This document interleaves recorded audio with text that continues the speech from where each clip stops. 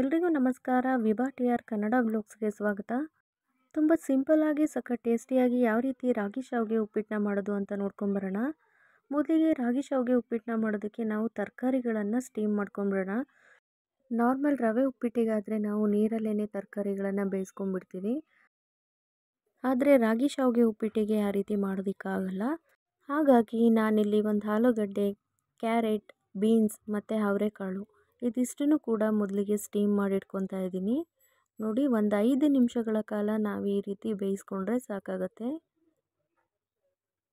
ಇವಾಗ ಇದು ತರಕಾರಿಗಳನ್ನೆಲ್ಲ ಹಾಕಾಯಿತು. ಇವಾಗ ಮುಚ್ಚಳನ ಮುಚ್ಚಿ ಬರೀ 5 ನಿಮಿಷಗಳ ಕಾಲ ಬೇಯಿಸ್ಕೊಂಡ್ರೆ ಸಾಕಾಗತ್ತೆ. ಇವಾಗ ಒಂದು ಕಡಾಯಿ ಇಟ್ಟು ಕಡಾಯಿಗೆ ಸ್ವಲ್ಪ ಉಪ್ಪು ಹಾಕ್ಬಿಟ್ಟು ಶಾವಿಗೆನ ಒಂದು 2 ನಿಮಿಷಗಳ ಕಾಲ ನೆನೆಸ್ಕೊಬೇಕಾಗತ್ತೆ. ಜಾಸ್ತಿ ಹೊತ್ತು ನೆನೆಸೋದೇನು ಬೇಡ, 2 ನಿಮಿಷ ಉಪ್ಪು ಹಾಕಿರೋ ನೀರಲ್ಲಿ ನೆನೆಸ್ಕೊಬೇಕಾಗತ್ತೆ. ಯಾಕಂದರೆ ಉಪ್ಪಿನಂಶ ಎಲ್ಲ ಇಟ್ಕೊಬೇಕಲ್ವಾ ಶಾವಿಗೆಗೆ, ಹಾಗಾಗಿ. ನೋಡಿ, ಇವಾಗ 2 ನಿಮಿಷ ಆಯಿತು. ತೆಗೆದಿಟ್ಕೊತಾ ಇದ್ದೀನಿ ಇದನ್ನು ಒಂದು ಪ್ಲೇಟಿಗೆ.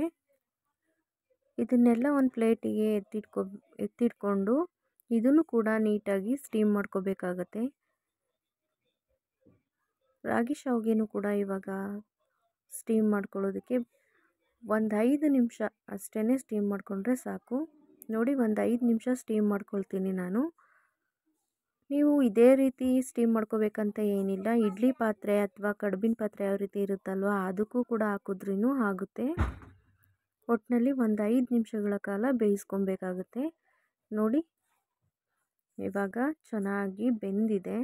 5 ನಿಮಿಷ ಆಯಿತು. ಇದನ್ನು ಪಕ್ಕಕ್ಕೆ ಎತ್ತಿಟ್ಟು ಒಗ್ಗರಣೆ ಮಾಡ್ಕೊಂಬಿಡೋಣ.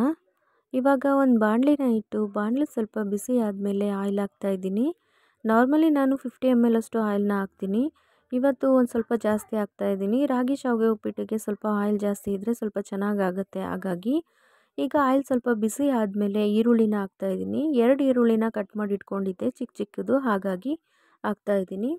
ಇವಾಗ ಈರುಳ್ಳಿನ ಸ್ವಲ್ಪ ನೀಟಾಗಿ ಫ್ರೈ ಮಾಡ್ಕೊಂಡಿದ್ದಾದಮೇಲೆ ಒಂದು 4ರಿಂದ 5 ಎಸಳು ನಾನು ಬೆಳ್ಳುಳ್ಳಿನ ಜಜ್ಜಿಟ್ಕೊಂಡಿದ್ದೆ, ಅದನ್ನು ಕೂಡ ಹಾಕ್ತಾಯಿದ್ದೀನಿ.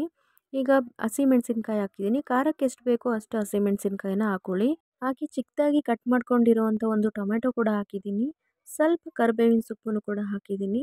ಇದೆಲ್ಲದನ್ನು ಕೂಡ ನೀಟಾಗಿ ಮಿಕ್ಸ್ ಮಾಡಿಕೊಂಡು ಫ್ರೈ ಮಾಡ್ಕೊಂಡ್ಬಿಡೋಣ. ನೋಡಿ, ಈ ರೀತಿ ಚೆನ್ನಾಗಿ ಮಿಕ್ಸ್ ಮಾಡ್ತಾ ಫ್ರೈ ಮಾಡ್ಕೋಬೇಕು. ಈಗ ರುಚಿಗೆ ತಕ್ಕಷ್ಟು ಉಪ್ಪನ್ನು ಹಾಕೋಬೇಕಾಗತ್ತೆ.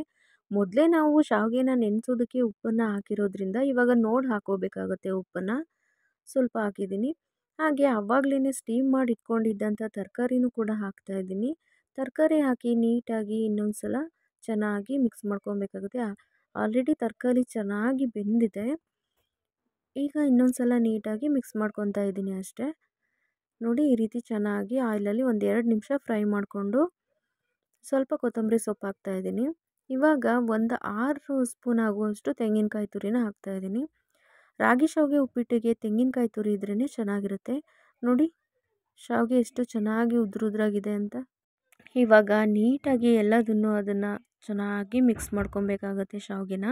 ನೋಡಿ, ಈ ರೀತಿ ಚೆನ್ನಾಗಿ ಮಿಕ್ಸ್ ಮಾಡ್ಕೊಬೇಕು. ಎಲ್ಲೂ ಕೂಡ ಅಂಟು ಥರ ಆಗೋದು ಆ ರೀತಿ ಏನೂ ಆಗಲ್ಲ.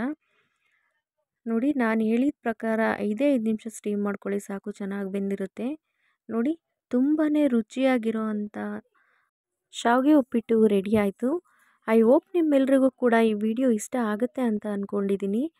ಮನೇಲಿ ನೀವೊಂದ್ಸಲ ಟ್ರೈ ಮಾಡಿ ನೋಡಿ, ತುಂಬಾ ಚೆನ್ನಾಗಿರುತ್ತೆ ಈ ರೆಸಿಪಿ. ಈ ವಿಡಿಯೋ ಇಷ್ಟ ಆದರೆ ವಿಡಿಯೋಗೊಂದು ಲೈಕ್ ಮಾಡಿ, ಶೇರ್ ಮಾಡಿ, ನನ್ನ ಚಾನಲ್ನ ಸಬ್ಸ್ಕ್ರೈಬ್ ಮಾಡ್ಕೊಳ್ಳಿ. ಇದೇ ರೀತಿ ನಿಮ್ಮ ಸಪೋರ್ಟ್ ಯಾವಾಗಲೂ ಇರಲಿ. Thank you all.